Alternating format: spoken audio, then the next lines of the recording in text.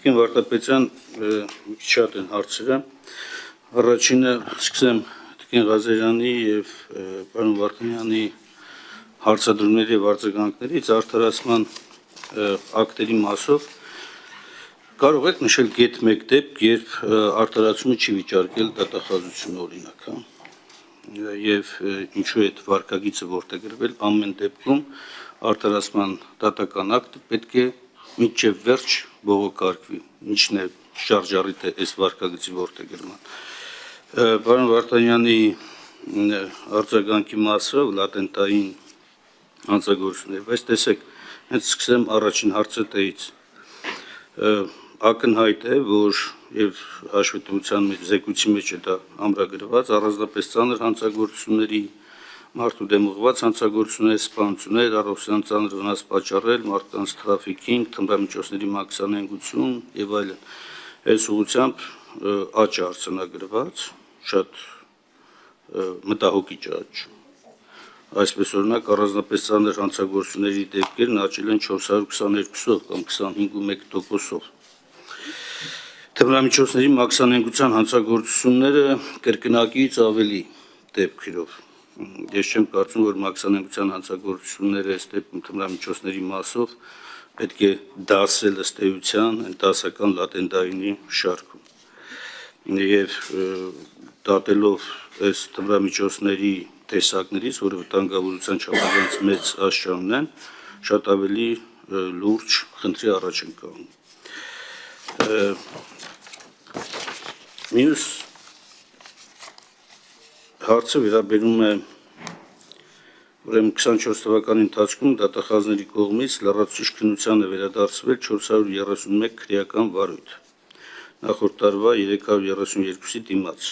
այսինքն լրացուցիչ քննության վերադարձված քրեական վարույթների թիվը աճել է շուրջ 30, մոտ 30%-ով։ Մի կողմից սա կարող է դրական համարվել, որ պատշաճ ուշադրություն է դարձվել, բայց մյուս կողմից հանրային միջոցների անհարկի վատնում է համարվում ըստ էության։ Այսինքն պատշաճ քննություն չի իրականացվել, պատշաճ գործողություններ չեն իրականացվել, այդ մարդիկ ստացել են հանրային միջոցներ եւ հետո հետ է գնահատվել իրենց աշխատանքը անպիտան, ամենայն դեպս առնվազն են մակարդակով, որ հետագա ընթացք չտրվել։ Ինչ քայլեր է, ինչով է բացատրում սա եւ ինչ քայլեր է ձեռնարկվում, որ այս ուղղությամբ շատ ավելի արդյունավետ ծախսվեն միջոցները։ Քննչական կոմիտեի կողմից հաղորդման մեջ նշված է, որ 24 թվականի ընթացքում 220 վարույթով չի հաստատվել մեղադրական եզրակացությունը եւ դարձել է նախաքննության։ Հակակոռուպցիոն կոմիտեի հաղորդման համաձայն մեղադրական եզրակացության դատարան ուղարկված վարույթներից դատախազը չի հաստատել 6 եզրակացությունը։ Հիմա եթե գումարում ենք սա եւ հարաբերում ենք վերևում նշված 431-ի հետ, ակնհայտ անհամապատասխանություն կա, ինչով է բացատրվում այս անհամապատասխանությունը։ Մյուսը չնայած քրեական դատավարության նոր օրենսգրքով այլ տրանկային նոր խափանման միջոցների ներդրումն է, բայց շարունակում է եւ գնալով աճում է կալանավորումը որպես խափանման միջոց ընտրելու առատավոր պրակտիկան, առնվազն միջնորդության մակարդակով։ 24 թվականին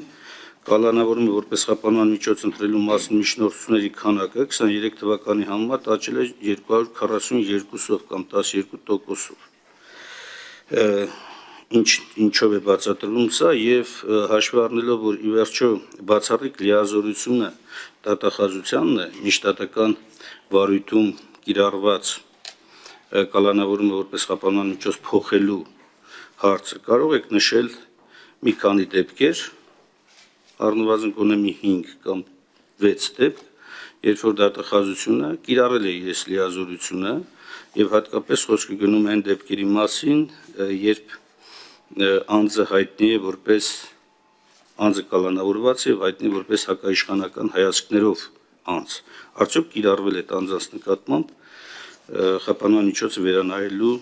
դատախազության բացառիկ լիազորությունը։ 2024 թվականի վերջին անավարտ է մնացել 158236 քրեական վարույթ։ 23 թվականի վերջին 140,523, ինչը շուրջ 17,700-ով կամ մոտ 13%-ով գերազանցում է 23 թվականի ցուցանիշը, ինչով է բացատրվում սա, ոչ պրոֆեսիոնալիզմ է, թե ինչ-որ այլ խնդիրներ կան։ Անավարտ մնացած 158,236 քրեական վարույթներից 135,553-ով կատարվել են վարույթային եւ ապացուցողական գործողություններ, սակայն իհաց չեն եկել քրեական հետապնդման ենթակա անձը, այսինքն չբացված գործեր ըստ էության։ Սա այդ նույն հացի շրջանակներում է։ Քրեակատարողական հիմնարկներում պահվող անձանց կողմից ինքնավնասման կամ ինքնախեղման դեպքերի շուրջ 33% աճ արձանագրվել։ Անհրաժեշտ ու բավարար միջոցներ չեն ձեռնարկվում, արդյոք նշված դեպքերը չեզոքացնելու ուղղությամբ, որի պայմաններում աճի տենդենց է առկա եւ ցուցանիշները 24 թվականի ընթացքում արձանագրվել է 626 դեպք 205 անձի կողմից, 223 թվականին 155 անձի կողմից 472 դեպք։ Նկատի առնելով, որ ի վերջո դատախազի բացառիկ լիազորությունն է, ըստ էության սահմանադրական լիազորությունն է պատժի եւ հարկադրանքային միջոցների կիրառման շրջանակներում օրինականության նկատմամբ հսկողությունը, ինչով է բացատրում, որ այս լիազորությունը կամ պատշաճ չի իրականացվում կամ բավարար չի իրականացվում։ Իդեպ դրա շրջանակներում անդրադառնալով նաեւ Տիկին Թովմասյանի կողմից բարձրացված հարցերի կոնտեքստում, տեսեք դուք ասում եք եզրակացներ չենք ստացել, բայց ես հրապարակում եմ հիշում, որ արդեն կար հրապարակված էր թե Արմեն Գևորգյանի, Գրիգորյանի եւ թե նաեւ Սամվել Վարդանյանի վերաբերյալ եզրակացությունները, փորձագիտական եզրակացությունները եւ ի վերջո սրանք այն դեպքերն են, երբ որ ուղիղ խոսում հենց խոշտանգման փաստերի մասին, հենց իրավասու մարմինների հսկողության տակ գտնվող անձանց նկատմամբ, որի բացառիկ պատասխանատուն հենց հանդիսանում է այդ իրավասու մարմին, իսկ հսկողը հենց գլխավոր դատախազությունը։ Եվս երկու հարց, ինչպես հա դե քանի որ միակ 14 ունեմ կհասնեմ լավ։ Մյուս ասեմ գլխավոր դատախազության իրավունքն է ցանկացած անձով անցնում է քրեական վարույթով հարցեր տալ այնքան ինչքան կարելի է։ Ազգային ժողովի падգամավորի իրավունքն է տարեկան 1 անգամ գլխավոր դատախազին տալ այնքան հարց ինչքան հարուժիշտ է։ Արեք հարգենք փոխադարձ իրավունքը, բայց համեմատությունը հուսամ վատ կանխատեսման սկիզբ չեք դնում, բայց բոլոր դեպքերում։ Քանի որ հանձնաժողովը այն ձևաչափն է, որտեղ ի տարբերություն լիագումար նիստի, որտեղ շատ ավելի կոշտ է կանոնակարգում է եւ այստեղ մի քիչ ավելի շատ հնարավորություն տրվի եւ տրվում է հնարավորություն, դրա համար շարունակում առողջություն։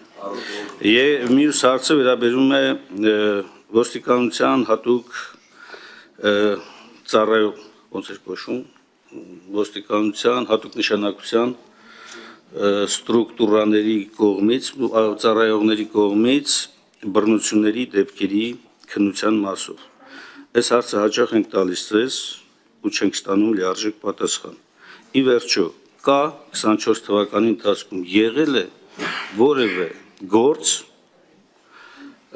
ոստիկանության այս ստորաբաժանման աշխատակիցների կողմից խոշտանգման օրենքով նախատեսված լիազորությունները անցնելու հիմքով անձանց նկատմամբ դաժան վերաբերմունքի եւ արդյոք կան ոստիկաններ, որոնք որ ներգրավված են որպես մեղադրյալներ այդ գործերով։ Ֆրանսիայի հրապարակի դեպքերը, ազգային ժողովի մոտ տեղի ունեցած դեպքերով, ինչպես նաև այլ դրվագներով կան, թե չկան։ 507 329 հոդվածով նախատեսված քրեական վարույթների թիվը կարող եք ասել հատկապես այն կոնտեքստով, որ քրեական օրինակ վարույթները նախաձեռնվել են արցախցիների եւ Արցախի նկատմամբ պատելության խոսքի քարոզով, բռնության քարոզով եւ վերջինը արդյոք քրեական օրենսգրքի 136-րդ հոդվածով քրեական վարույթներ նախաձեռնված կան, թե չկան ցեղասպանության եւ մարդկայնության դեմ ուղղված հանցագործությունների հրապարակային հերկման հոդվածն է։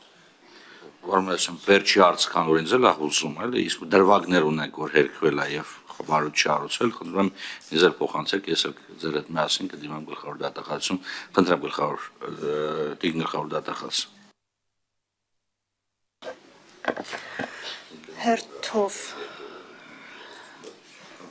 Հերթով անդրադառնանք, առաջինը կա արդյոք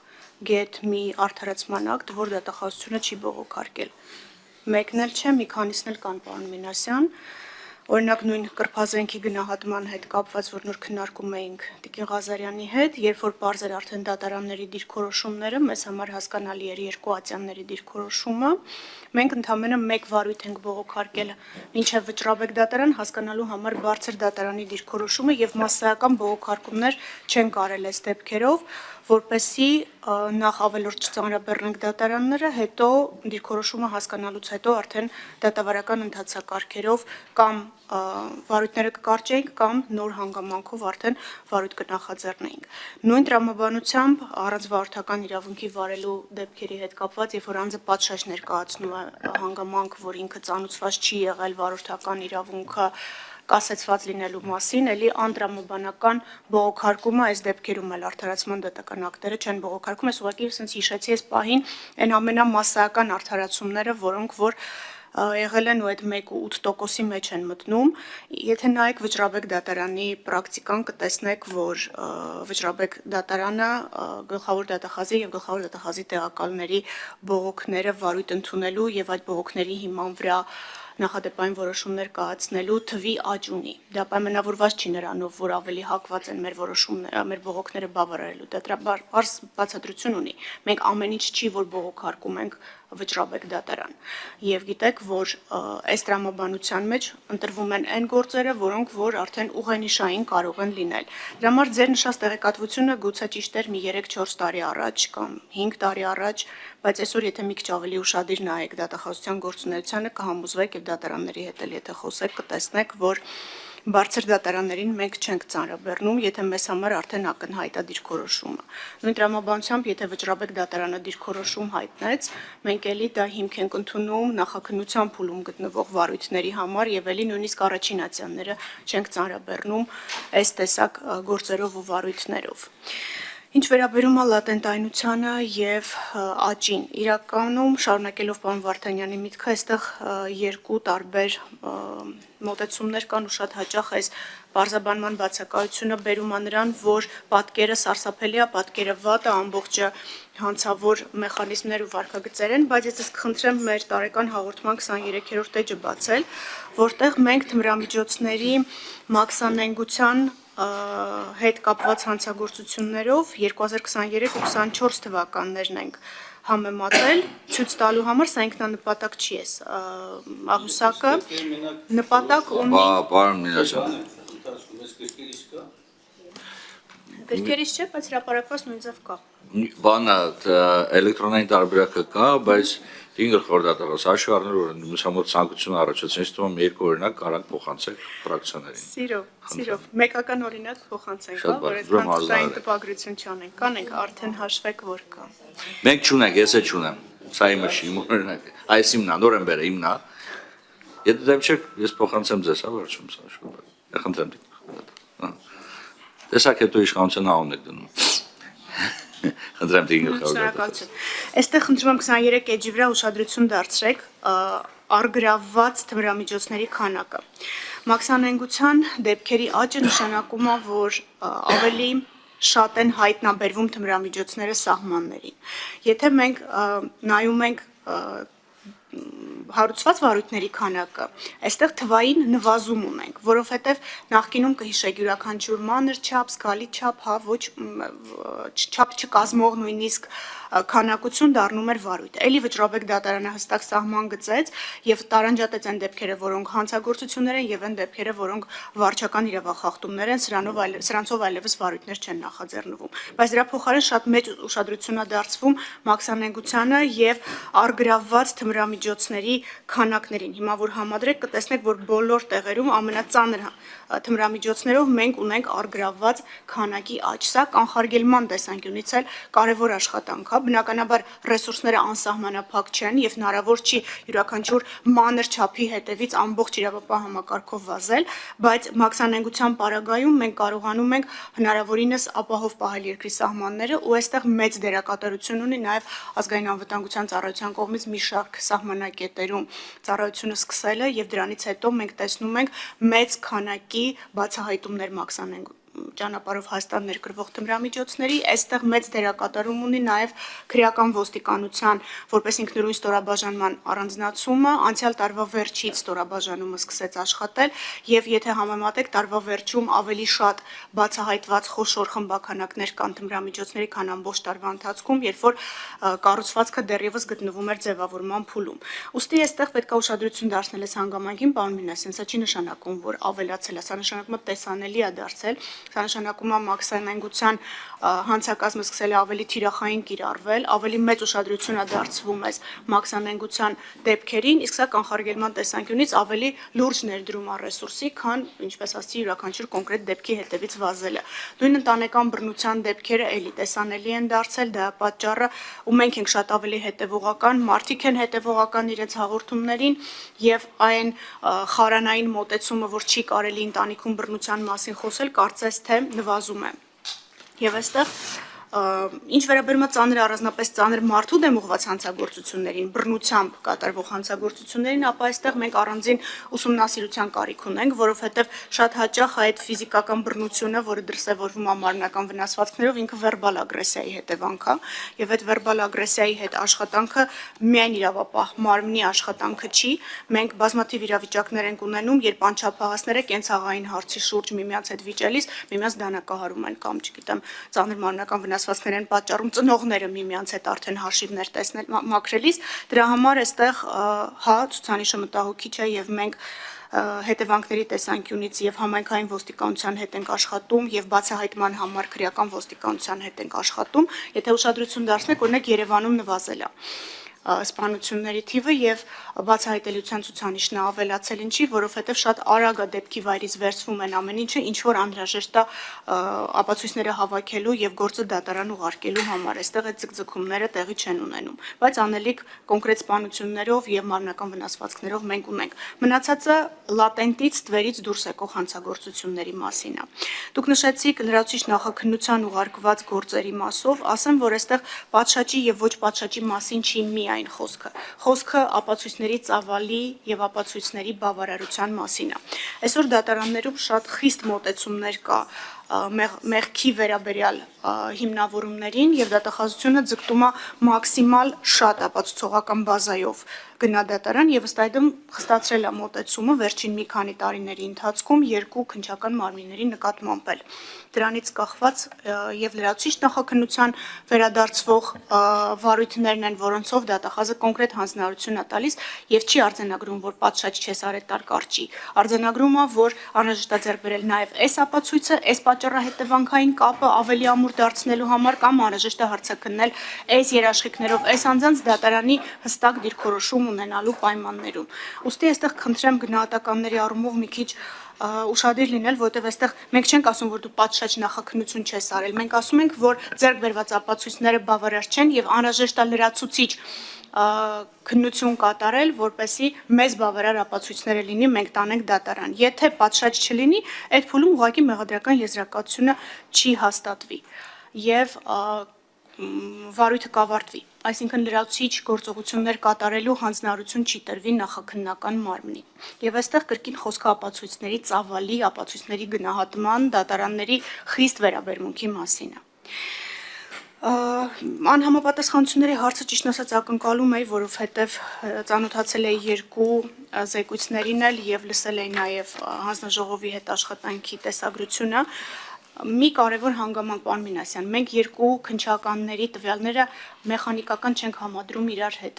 Մենք ունենք մի երրորդ մարմին, ներքին գործերի նախարարության ինֆորմացիոն կենտրոնն է, որի տվյալներն ենք համադրում, բացի այդ մենք ենք վարում մեր վիճակագրությունը եւ այս տարվանից արդեն թվային ենք վարում այդ վիճակագրությունը ընդհանրապես մարդկային գործոնը բացառելու եւ նախաքննության նկատմամբ ժամկետայնություն սահմանելու համար։ Ուստի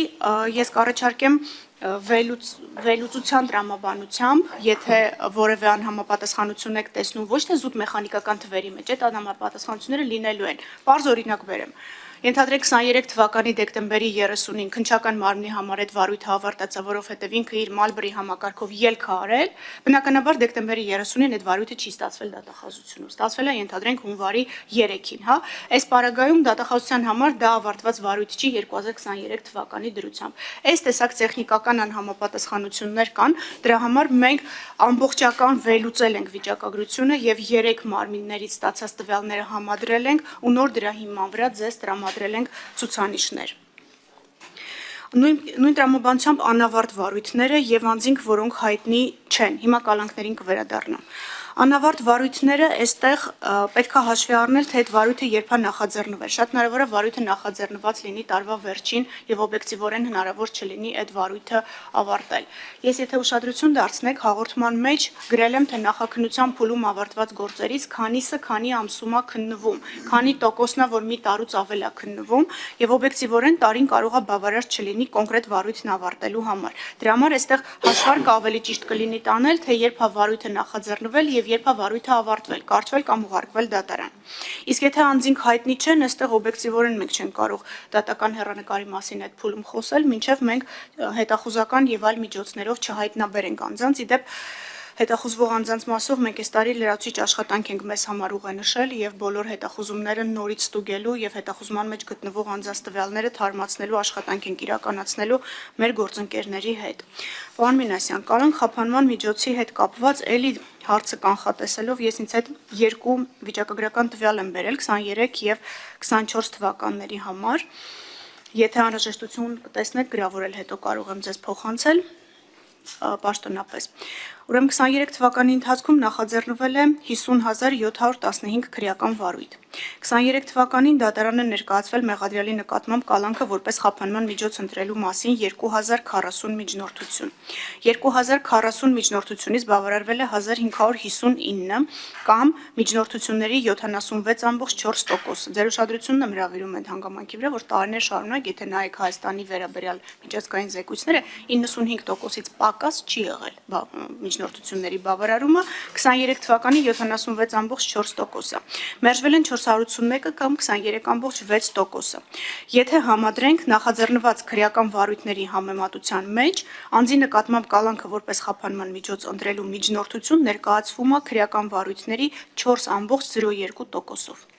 24 թվականին նախաձեռնվել է 58895 քրեական վարույթ։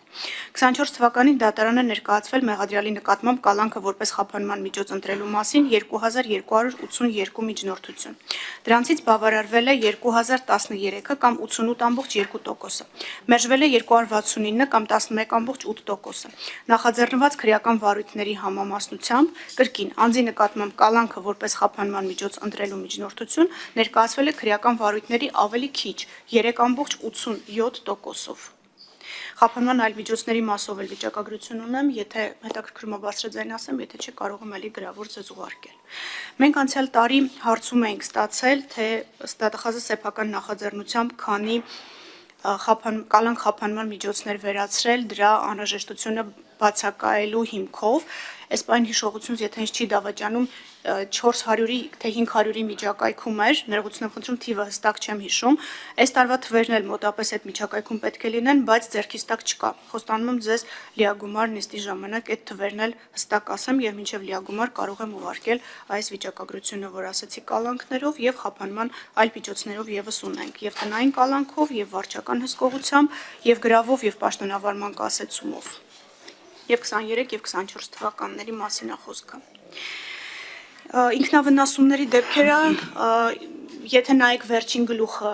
մեր հաղորդման, նվիրված է պատիժների եւ հարկադրանքի այլ միջոցների նկատմամբ դատախազական հսկողության եւ վերահսկողության մեխանիզմներին, եւ այնտեղ վիճակագրություն կա, թե նաեւ քանի ահազանգով դատախազները քանի հարցում են իրականացրել, նաև ինչ միջոցառումներ են իրականացվել նույն քրեական ենթամշակույթի դեմ պայքարի եւ կանխարգելման շրջանակներում, քանի գրություն է հասցեագրվել քրեակատարողական ծառայության պետին, քանի միջնորդագիր է հասցեագրվել կոնկրետ արդյունքների վերաբերյալ խնդրելով ներկայացնել առաջարկներ, սա ամենօրյա ընթացիկ աշխատանք է, բայց ոչ մի ինքնավնասման դեպք, որը որ որոշակի հանգամանքներով կապված է վարույթի հետ կամ ինչ որ քրեակատարողական հիմնարկում առկա տարբեր ենթամշակութային դրսևորումների հետ մեր աչքից չի վրիպում, եթե տվյալները, որոնք ներառված են հաղորդման մեջ ձեզ բավարար չլինի, կարող եք մեզ գրավոր հարցում անել, մենք ավելի մանրամասն տվյալներ ունենք, չենք ծանրաբեռնել տեքստը բոլոր մանրամասներով։ Դուք նշեցիք դատաբժշկական եզրակացությունների վերաբերյալ մի դեպքում սրտի կաթված էր, մյուս դեպքում նեղությունս պայն չեմ կարող հիշել, բայց սրա վարույթների հետ կապված տվյալներ այս պահին չեմ հիշում, թե որ փուլերում են գտնվում։ Էլի ձեր թույլտվությամբ սա լրացուցիչ գրավոր կուղարկենք կամ լիագումարին ձեզ սրա մասին կտեղեկացնեմ։ Խոսքը Արմեն Գրիգորյանի եւ եւս մի անձի մասին էր։ Հա, Սամվել Վարդանյանի մասին։ Հա, ինձ էլ նոր տեղեկացրեցին, որ կա։ Հեսա հասնեմ աշխատասենյակ, տեսնեմ ինչ են ուղարկել, ձեզ կպատասխանեմ։ Հատուկ ստորաբաժանումների հետ կապված մենք խոշտանգումներով էլի հաղորդման մեջ ինքնուրույն վերլուծություն ունենք այն բոլոր հարցերի հետ կապված, որոնք բարբերաբար հնչում են, թե ինչ ձևաչափով են իրականացվում խոշտանգումների քննությունները, ինչ ենք մենք ստուգում, ինչու են ապացույցները շատ դեպքերում անբավարար դատարան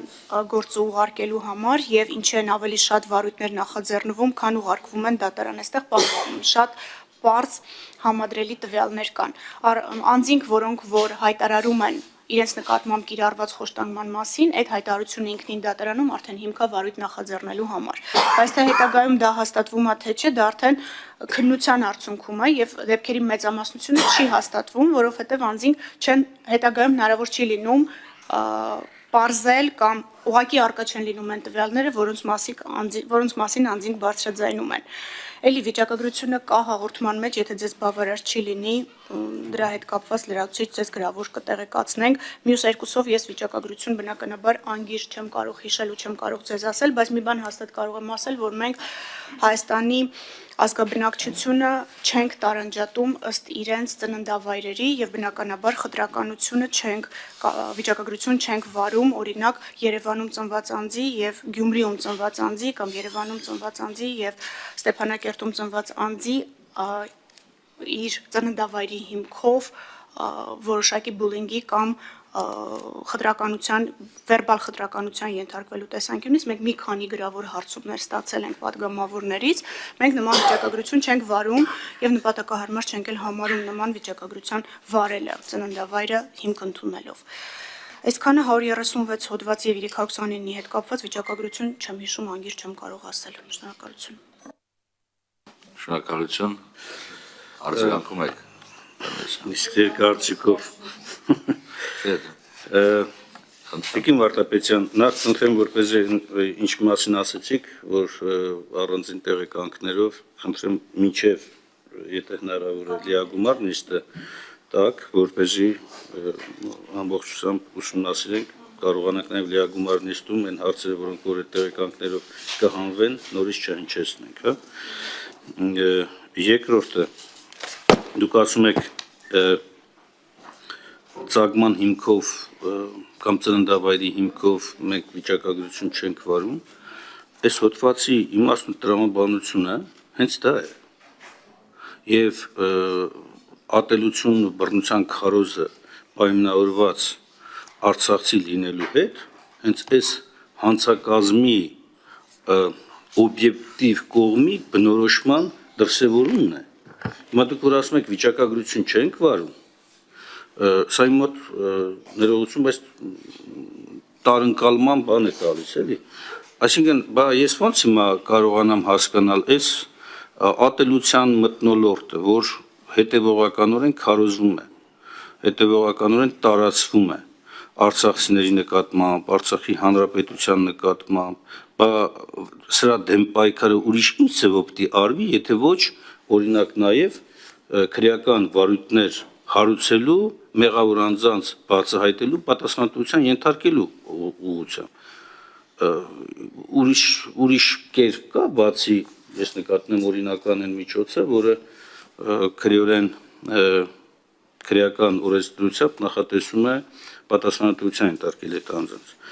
Եթե կա, խնդրում եմ այլ ձևով մեզ տեղեկացրեք, եթե այդ վիճակագրություն չեք վարում, գոնե այս հոդվածի շրջանակներում օրինակ է, տվեք թվային տվյալներ եւ տվեք, ասենք, ուղղություններ, թիրախներ, կամ ընդհանուր առմամբ ընդհանուր դարձած, այսպես ասած, ձևակերպումներ, որոնք որ ատելության խոսքն է եւ բռնության քարոզն է ամփոփում։ 136 հոդվածը չափազանց կարևոր է, որովհետև գործող քրեական օրենսգրքի հոդվածի շրջանակներում մենք նաև հիմա որ շրջանառության մեջ ենք գրել հայոց ցեղասպանության ուրացման դեմ քրեական պատասխանատվությունը խստացնելու առաջարկը անդադ վկայակոչվում է հոդվածը։ Ես խնդրեմ, որպեսզի եթե հնարավոր է նաև մինչև դիագումարնիստը տակ տեղեկատվություն կա արդյոք հարուցված վարույթներ, թե ոչ, ընդամենը արկայության մասին։ Իդեպ որևէ դեպքի առնչությամբ Տիկին Վարդապետյան, սա կարևոր հարց է եւ քանի որ հետեւել եք դուք նաեւ քննչական կոմիտեի հակակոռուպցիոն կոմիտեի զեկույցների քննության ժամանակ ես խնդրեմ որպեսզի ասեք զուտ այս հարցումը որևէ դեպքով հարուցված քրեական վարույթ կա թե չկա պատասխանը կարող արդյոք գաղտնի համարվել եւ եթե այո խնդրեմ իրավական հիմքերը մատնանշել որովհետեւ քննչական կոմիտեի նախագահ ասեց որ այո եւ ես ոնց հասկացա նաեւ մեր քաղաքական մեծամասնությունն էլ է այդ գծի մեջ որ կարող է նաեւ այդպեսին լինել խնդրեմ որպես եթե կա նաեւ իրավական հիմք է հատուկ նշանակության գնդի կամ ստորաբաժանման աշխատակիցների մասով Տիկին Վարդապետյան բազմաթիվ են դեպքերը ես որպես որևէ այլ դեպքի մասին չհայտարարեմ իմ հետ պատահած դեպքն է Ֆրանսիայի հրապարակում Ջոմարձյանի գլխավորությամբ կարմիր բերետների գործողությունները ընդ որում թե նախաքննական մարմինը քրեական վարույթ նախաձեռնած մարմինը մեր բողոքի իման վրա թե դատախազությունը ոչինչ չտեսնելով մենք բողոքարկեցինք դատարանը բավարարեց հետ ուղարկեց քննության ու վերջ ասում են վկաներ չկան նույնիսկ վկաներին ենք հայտնաբերել ներկայացրել Միրապե, ես քանի որ Աշոտի գործով արդեն կանխատեսելի է, թե ինչ պատասխան է հնչում, այնուամենայնիվ ես կոնկրետ այս գործն եմ բերում, որովհետև ի վերջո այդ անձինք պետք է ենթարկվեն պատասխանատվության, թե չէ։ Եթե պատգամավորների նկատմամբ են տես վարկագիծ դրսևորում, քաղաքացիների նկատմամբ ինչ են անում, ի վերջո ես անկեղծորեն եմ այս հարցադրումը դնում, որովհետև եթե մենք ձեր հետ միասին չկարողանանք բացահայտ բռնությունը, դաժանությունը, խոշտանգումը չկարողանանք կանխել, ցանկացած իշխանության ժամանակ սա դարձնելով նորմ, անընդհատ այս նույն խնդիրների մեջ ենք լինելու։ Ես խնդրում եմ նաև այս լույսի ներքո դիտարկենք հարցը։ Եվ ամենավերջինը Ես շատ եմ ես հարց տալիս ձեզ, բայց այդպես էլ որևէ պատասխան, առարկայական պատասխան, դուք ասում եք մենք ընդամենը տեղեկացնում 507 հոդվածով օրինական ուժի մեջ մտած դատական ակտը չկատարելը։ Ի վերջո քրեորեն պատժելի որպես արարք, ինչպես հասնենք նրան, որ սա դառնա, այսպես ասեմ, գործուն մեթոդ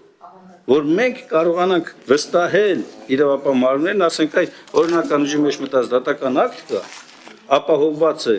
քրեադատավարական մեթոդներով, սանկցիաներով եւ ենթակա է կատարման։ Արման Բաբաջանյանը չէ կարող հայտնաբերել, չեն հասկանում իրավասու մարմինները։ Սա որ եթերում է։ Վերջ, Շնորհակալ։ խնդրեմ։ Ես համար շնորհակալություն, լավ կլինի, որ ես վստահ եմ, որ սա շատ ունեք տպված։ Չէ, բան չի։ Խնայում ենք Բա էսի ուրեմն էլեկտրոնային բարմենացիան։ Բայց տեղեկացնեմ նաև, որ դատական ակտերի ցանկացած դատական ակտերի օրինական ուժի մեջ մտած ցանկացած դատական ակտի կատարումը շապազանց կարևոր է իրավունքի գերակայության ապահովման համար երկրում։ Դրա համար պարոն Մինասյան, այդ հարցը ուզում է բոլորիս, ոչ միայն առանձին գործերով, այլ ընդհանրապես։ Ավարտեմ։ Խնդրում եմ, հարգելի գործընկերներ։ Սրա հետ զուգահեռ, բայց նաև մենք պետք է որոշակի օրեն մենակ չկենտրոնանանք մեր նկատմամբ տեղի ունեցած իրադարձություններով եւ մեր դատական ակտերով։ Մենք ընդհանրապես պետք է հետաքրքրվենք երկրում իրավունքի գերակայության ապահովման հարցերում, թեև չբացառ։ Արդեն ես կոնկրետ օրինակը բերեցի, որովհետև այստեղ հերկելու բան չկա։ Այսինքն փաստացի այն բանն, որտեղ այլ դեպքում գլխավոր դատախազը կան հրադառնա նաև դրան, խնդրեմ դիգր դատախազ։ Շնորհակալություն, պարոն Մինասյան, մի առաջարկ ունեմ այս 329-ների հետ կապված, քանի որ մենք ընդհանրական վերլուծություն ենք ուզում, մենք ոնց որ ընտանեկան բռնությունը նախորդ անգամ քննարկեցինք եւ աշխատանքային ծրագրում ամփոփեցինք, ես կառաջարկեմ մենք այս տարվա տարին երկու անգամ աշխատանքային ծրագիր ունենք մենք տարբեր ուղղություններով, որով որ ավելի խորն ենք վերլուծում, հանում ենք ուղղությունները, հանում ենք ձևակերպումները, հանում ենք